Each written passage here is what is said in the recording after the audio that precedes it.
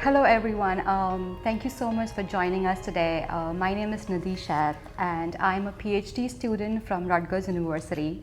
And today I have a great pleasure sitting next to Mark Desire, who is an assistant director with the New York City Office of Chief Medical Examiner. He is also the manager of the World Trade Center Casework Samples Identification Unit. He's also an assistant professor at Rutgers University, where I go. And he has been currently appointed by the United Nations Office of High Commissioner for the Human Rights National Center for Missing Children and Missing and Exploited Children. So thank you so much. My pleasure to be here. For your time. Thank you for the invitation. Thank you. Just before I get into the interview, I would like to share a small little encounter I had with Mark before this interview. So I was interning at OCME, and my boss, Dr. Donald Siegel, as kind as he is, I wanted to shadow and see World Trade Center casework samples, and he actually scheduled a meeting with Mark, and he was so gracious. Mark, thank you. He just told me, just come over and we'll have a conversation. And you actually gave me a chance to shadow the work that you guys do at the OCME for the World Trade Center. So, which was incredible as an intern to even be there in that room and to see as to how they process the samples, which was incredible. Thank you so much. It's a very, very special room that we do that work in. Yes, absolutely. We will get a lot into that in the interview ahead. But before even I get into the nitty-gritty details about your career, I have a question as to when you started your career, did you have a mentor that you looked up to, or how did you carve your path? This is an untraditional career path that I had chosen. I was an undergraduate at Rutgers University. I come from a blue-collar family, so I was the first to graduate from college in my family. And I always loved science as a kid. So at Rutgers, I took science classes and got my degree. I graduated from Rutgers University, and during my time at Rutgers, I attended a career fair where there was an FBI agent there. Oh. And at the career fair, I met the end. I said, "That sounds like a lot of fun. I could apply my knowledge of science and have a great career." And that was the objective for me, was a career as a special agent. Oh, that's amazing. How nice. I'm happy that the pieces fall in place with you with time. Yeah, they did. I went back and waiting for the next hiring phase for the FBI. I had a chance at some amazing projects in graduate school and do some work for the military. Mm-hmm. But it really all came down to, and along the way, I had several professors and bosses that really gave me great advice on what to do and how to shape, just hammer out a career, because I thought that law enforcement would be a good path for me. I still had that love of science. And I came down to, once I graduated I got my master's degree in molecular biology. I still had a year for the next academy. Mm-hmm. So the federal recruiter, the FBI agent that I was working with, had said, "Okay, you have a year. Go and do something fun. Go and do something that maybe stay out of trouble, but go and do something fun." And I thought, forensics just seemed like a really cool career, and I had all this DNA education and knowledge and experience. Right. Having worked in labs, I knew I didn't want to work in a lab, though, for the rest of my career, in a room with no windows, suited up. And I had been doing work for the Army with testing during the Gulf War, the Scud missiles and the potential biological warheads on there. So we had developed some kits, and that was a lot of fun, but I can't see a whole career in a lab, no one around, by yourself. I said I wanted to take that love of science and apply it. But I thought, let me work a year in a crime lab, knowing nothing about forensics, and right. knew zero about forensics. And I interviewed out in LA, Maryland, Jersey State, Penn State, and New York City. I in the library at the university, looking through this this journal called the American Academy of Forensic Oh, Science. I'm like, the what is place this? to go. And that's back when they had jobs posted. I'm like, oh, New York City. That must be a crazy place to do forensics. And I said, let me apply there. They were hiring entry-level forensic scientists in the DNA division. And I went up and interviewed, and Dr. Shaler, Bob Shaler, he was a director at the time, and he hired me, and no one knew. Of course, I didn't tell anybody. I'm only going to be there a year, but I said, let me get a year experience. Right. A year in New York City must be 20 years every other, and I was absolutely right. And yeah, that's how I got my start. I got my start working in New York City, and I never left. I've been there 24 years. Oh my God. And after a year, the FBI calling, hey, come in for the next interview, or the academy. And I said, I think I'm going to stay. And it was my 20s. I had plenty of time for the FBI. Right. And, one thing, promoted, working on cases, but just an amazing place to do forensics. And it just kept my interest, and it becomes addictive, the working on so many different projects. And they sent me back to school. I got my law degree working there. Oh, that's amazing. New York City is a great place. Right. Good perk. Come to New York. Whatever degree you want, we'll pay for you. You got to go part-time. It Right. took 4 years, but it was a blast. I loved law school because I had the science, and then learning more about the criminal aspect of it, the criminal law, and then 9/11 in 2001, and that really defined my career. Thank you so much, which is incredible. And did you ever work for the FBI? You did do collaboration projects with them. Yes, a lot. So ultimately you did end up. I have a lot of friends that are special agents, and they're like, stay where you are. And no, I've never had any regrets or doubts about. It would have been a different career. It would have been definitely interesting and fun, and I would have made it, exciting. But just to be in New York, and that last 20 years of what we've been doing, it's really defined. It's defined my work. Absolutely. So if there is one thing that you would wish to change in your career, what would that be? I was originally, I wasn't even going to go to college. Okay. As I said, a blue-collar family. My dad's a Marine, and that's what I had planned on doing. In high school, I was going to go into the Marine Corps, and like, you make these decisions in your life, and if I look back now, I'm like, man, some time in the military, with that experience and that training, that would have been, I think, maybe that direction, and then Rutgers University afterwards, go to Rutgers after, or some sort of program there. I think that's.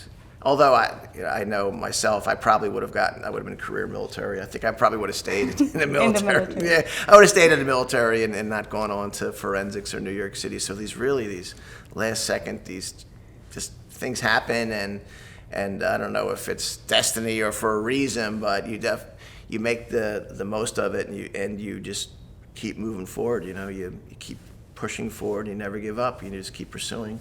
Those goals and dreams. Absolutely, and I'm sure the OCME is really lucky to have you, because the amount of work and the dedication that you have shown with the World Trade Center casework samples, and the planning and the management. So we are all very lucky even me, lucky to have a seat with you and talk with you about your career. Yeah, I've caused some problems for the OCME over the years, but I am so proud of that agency and working for the city. And the people so many people I've worked with over the years, and the experience. Very grateful to New York, and it's I talk about it becomes a part of you and your family and lifelong relationships. But very, very proud to be a forensic scientist for New York City, and the chief medical examiner, and the support they give you. Right. So as you have been teaching at Rutgers and been a part of Rutgers as well, and working with different organizations, what do you think would be an ideal path for an emerging forensic scientist to take? Because it's always so confusing considering there's so many fields out there, considering DNA is the gold standard. Yeah. But how do we decide? It's an exciting time to when I started, we had 5 positions open in the city, and we had 5 people apply. I think there were 2 schools that had forensic programs way back. Right. But now there are so many opportunities for students and the forensic students that I teach. Get involved. You know, my recommendation is there's so many things out, so much support. I never did, as an undergraduate, I never did internships. I should have done internships. I never got involved in research or any organizations. It was always, just got my degree. And I don't think I knew any better. But to get involved and to learn about the disciplines and see, and don't think you're have to do, I'm going to school for biology or DNA, that's what I have to do. And absolutely not the truth at all. If you want to cross-train and do something else, we push for that. I love my team, my DNA team. I have anthropologists, I've got former crime scene and toxicologists working for us. Love it, absolutely. If you want to try something else or go to another department or division or stay where you are and just be a part of different teams, it's exciting. You can do all of those things. So don't think I have to make a decision now. I think forensics is really interesting, and I get to apply science. I get to help people and help families. I'm a part of the missing persons team, and just being able to take that love of science and use it, in pursuit of justice. Right. The students today, you have just wide open opportunities and a chance to cross-train and do so much. Yeah, which is really exciting about forensic because it's just a combination of maths, biology, and chemistry. Mm-hmm. So you can actually do, like you just mentioned. Yep. If you are a DNA expert, you can still know about tox if you know how to use the instruments and have the basic knowledge. So which is really nice. What do you usually look for when you hire people for your team? Like, what is the key element? Yes. I've done a lot of hiring. I've done hiring of entry-level scientists all the way up to police chiefs. I've been on interview committees and everything in between. And for forensic scientists, you look good on paper. Mm-hmm. You've got your degree. There's all kinds of additional training and certifications you can get. Most of them are for free online. Take advantage of that because we use a lot of those certifications and trainings in the crime lab, and we see someone who's already, wow, you've already taken this course, or you're certified in this. That's wonderful. Getting involved in organizations, mm-hmm. student organizations, the American Academy for us, NEVs, coming to Pro-Mega conferences as students, making connections. But really the most important thing is to work on your public speaking. Okay. Work on your public speaking. It's such a big part of forensics. You don't really realize that. Like undergraduate, I never had any courses on that and never opportunity to do presentations. I wish I did, because that public speaking factor, we look for that when we interview. There's some people that it's okay to be nervous. You're being interviewed, you're going for this big job, but the communication, we want to see that ability because we're testing these applicants to see how well they're going to testify. Are you a natural on the stand? Can you? And you'll get questions like during your interview. So especially if you're forensic biology. So PCR, you've studied PCR in school, you've taken all these courses on it. How would you explain that to your mom or your little sister or your friends? Seems like a pretty simple question, but they're testing you to see how well you can take the complex and make it simple in layman's terms. Some people have a natural ability, or you can tell that they've practiced, and that just gets you a lot of extra points on those interviews. That's a wonderful piece of advice. I'll definitely keep in mind when I'm applying. So the opportunity, with graduates, the opportunity to go out and give presentations, and it doesn't mean you're not going to get hired. What we do is when we hire some scientists that may be a little more timid or they don't like public speaking, well, it's a big part of your job when you got to get on the stand, because every time you're on the stand in front of the jury, it's teaching. Right. So what we'll do is, at least what we do in New York, is our trainees, they give the lab tours. So if we have some high school students come in and want to learn about forensics, go ahead and talk. Plus, they're also the youngest people that we have and can relate to. They're just right out of college and can relate to. Right. But they get a chance to talk about what they do. If we get calls from elementary schools and middle schools can you someone come out and give a present? Absolutely. And send the trainees out, give them just as much public speaking experience. That way they feel a little more comfortable, when they're on the stand or if they're answering questions. Right. That's amazing, because it is necessary, even when we are, like you mentioned about the missing persons department that you work where you have to talk with the families. Yes. You have to be very cognizant, and you have to be very mindful when you are speaking with them, asking them questions. Yeah, the compassion, that's something that forensic science, I knew, okay, the testifying, I mean, that's part of the reason why I went back, got my law degree. I love the testifying part. I want to learn more about it and have a niche. But then we started to form the Family Assistance Center, right, and work with the families, and that's a whole, that skill set. So we use forensic scientists to meet with the families, because you're talking a lot about genetics. Right. So the objective as a forensic scientist is meet with the family, and I need to get a DNA sample to identify their loved one.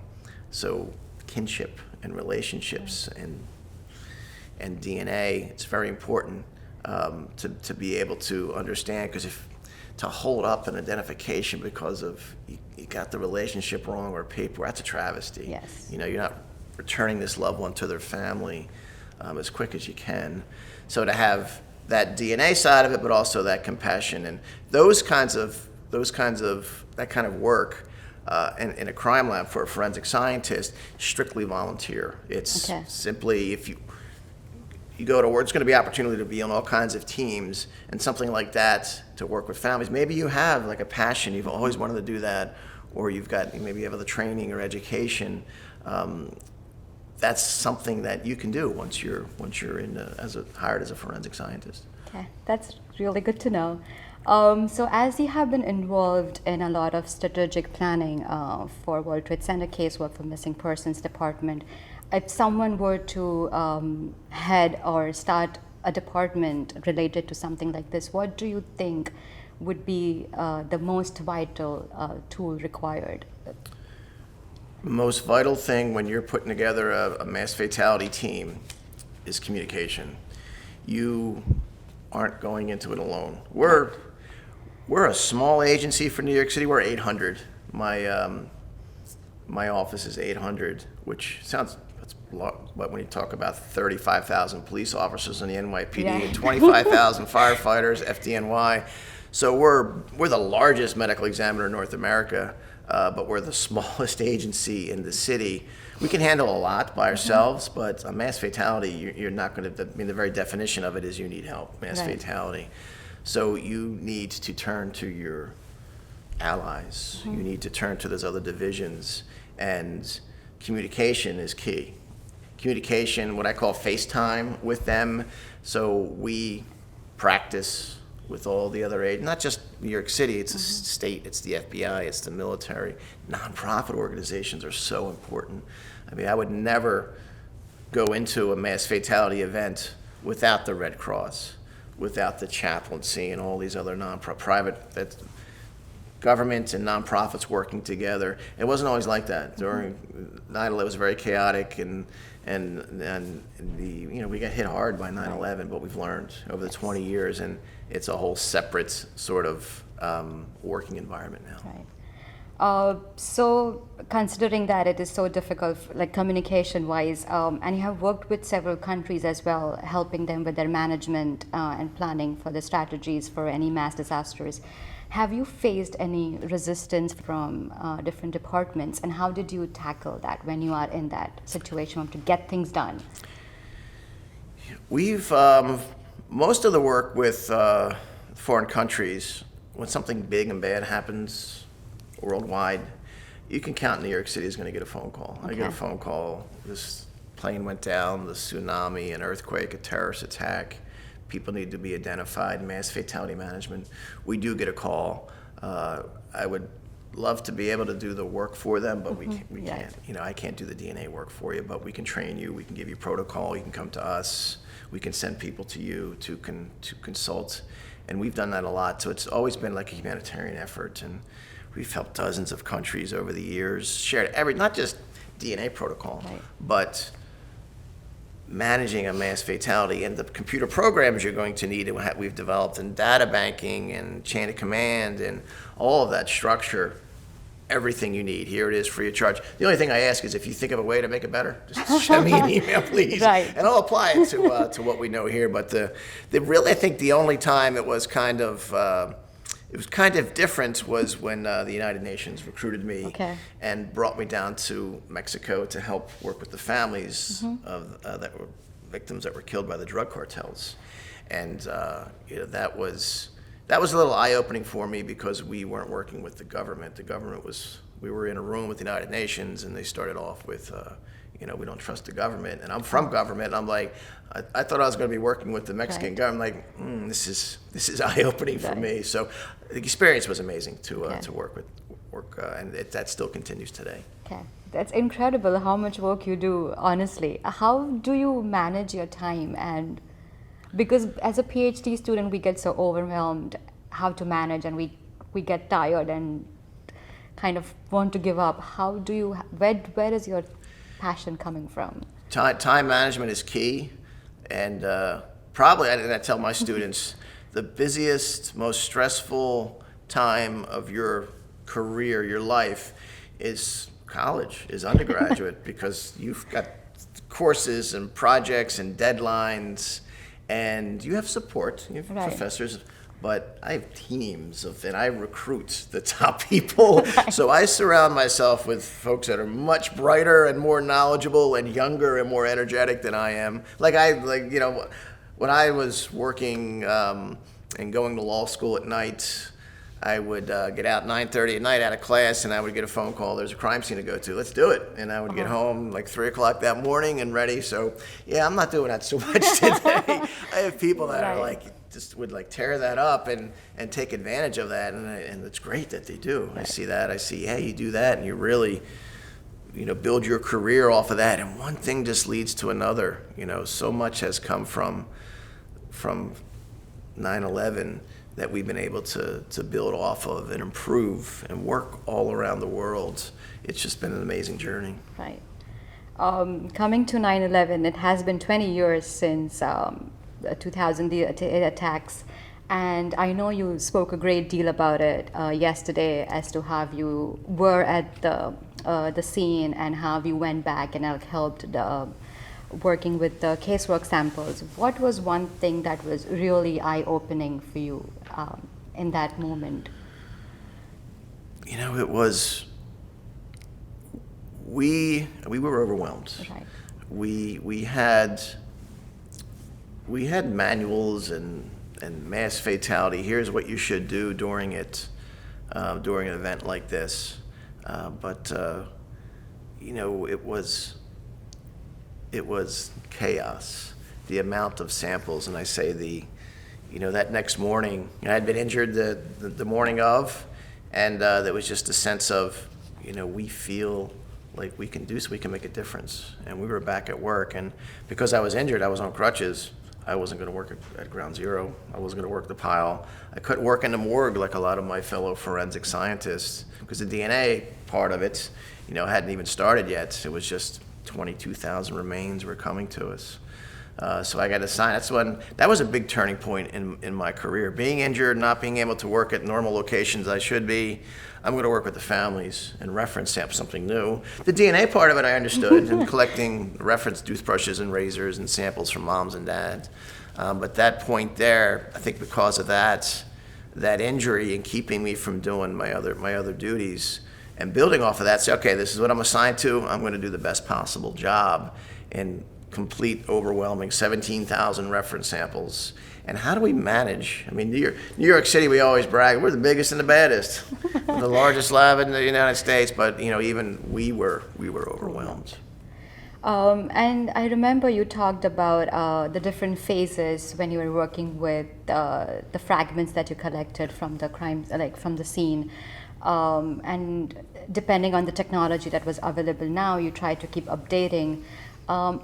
How do you decide which method to apply, what to go forward with? Because I'm sure like you would have so many suggestions coming from all over the world. Absolutely. Because 500 research papers have been published, but what to pick? And because you have such small fragments that you're working with, how do you decide that? Yeah, it can be very stressful when you have remains that you might only get one more shot at. Right. Do we apply this technology or do we wait? Now, we knew from the very start, because DNA is always advancing, right? Yes. Every year something bigger and better comes out. Back in 2001, the most modern techniques, they weren't good enough for most of the remains because of what they had gone through with the degradation. And it really is, it's trial and error, it's learning. I say World Trade Center work, failure after failure, the remains so badly degraded, those techniques we weren't getting any DNA from. So, okay, let's go back. Let's go back tomorrow. How do we improve? What can we do? You're a scientist. Research it. Find out what equipment is out there. Who's working on crazy samples? And I mentioned this. If you're working on some kind of project anywhere, I'm bringing you to get over here. Get to New York. Let's see what you got. Try your technique on World Trade Center. And wow, they were able to get DNA where we couldn't. Let's use that technique. This piece of equipment is able to do things better. Okay, bring it in. We're very fortunate. We're very fortunate in New York City to have, as you know, a full-time research and development. And that's unheard of. There's 197 DNA crime labs in the United States. How many have a full-time research and development? I think we're the only one. Oh, really? Oh, yeah, I think we might be amazing. the only one. Research and development, university level, right? But when you're working on these samples, I can't wait for the technology to catch up at the academic level. We need it here and now. So what can we do here and now on those samples that we failed in the past? Right, which is true, because even as an intern working with Dr. Donald Siegel, it was such an amazing experience, and seeing that the entire building is so much dedicated into research and also casework samples, and which was mind-blowing, because I was not doing that great in DNA, and then I was told that the entire building works for DNA. You should catch up, which was really nice. I have one more question. So as you mentioned that you worked for the United States Army in their biological warfare detection as a system developer, do you foresee biological weaponry causing threat in the future? Always prepare for the worst. Okay. And we do exercises every year. Part of that communication, we will do exercises in the city to prepare for every type of mass fatality, whether it's man-made, cause, terrorism, criminal activity, or it's an act of, a natural event. You have to prepare. You have to be prepared. And when you study terrorism and weapons of mass destruction, and you see what it costs for a nuclear device if terrorists wanted to kill 1 million people in Manhattan. What you would pay for a nuclear weapon versus, same amount of death for a conventional, TNT. This is what it would cost to have a bomb that big to kill that many people. What about a chemical weapon, a gas attack? What about biological weapon? It's the cheapest, and you don't need much. You can have a 15 mil conical tube full, and you're going to kill hundreds of thousands of people. So yes, we are very much prepared, and we have great detection systems, which isn't going to stop the event, but at least we'll be able to know what caused it and inform the 60 hospitals in New York City. So we're a part of that. We're a part of that team and that training. But yeah, biological warfare, that's some pretty horrible, and you can kill a lot of people. And I think New York City, we're aware of that and prepared. And considering that you have been in such strenuous situations and environments, has it ever affected you emotionally or mentally, and how did you cope up with that? A lot of coworkers, we were all affected by, and we've worked on a dozen mass fatalities since 9/11. I was able to early on see some of my coworkers in the weeks and months after September 11th, and bringing in counseling, and that was something we didn't have. It's much different today, but back then we had to physically bring people in and force your coworkers to talk to them. I think I've been fortunate as far as I've been able to separate, that, we're very personally involved with the families of 9/11. I say, as a forensic scientist, you have to be impartial and, unbiased. Keep that, you don't get involved with the families. You most certainly don't meet the relatives. World Trade Center, it's been a lot different. Right.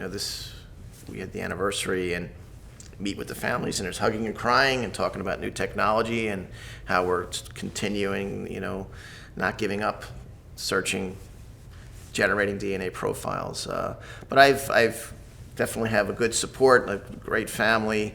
I think I've been able to separate that and, not bring that home with me. Thank you so much. My pleasure. One last question before we wrap up. What piece of advice would you have for aspiring forensic students? Considering we are meeting in a conference and everybody is trying to network and look for someone or like a mentee, what advice would you have for us? I think you're here. That's wonderful. Right. Most forensic students, they don't get out and they don't meet and work on those public speaking skills. Definitely work on those, but just take advantage of all the different programs are out there and organizations that are designed. I mean, there's a reason they were designed for students, is to help you.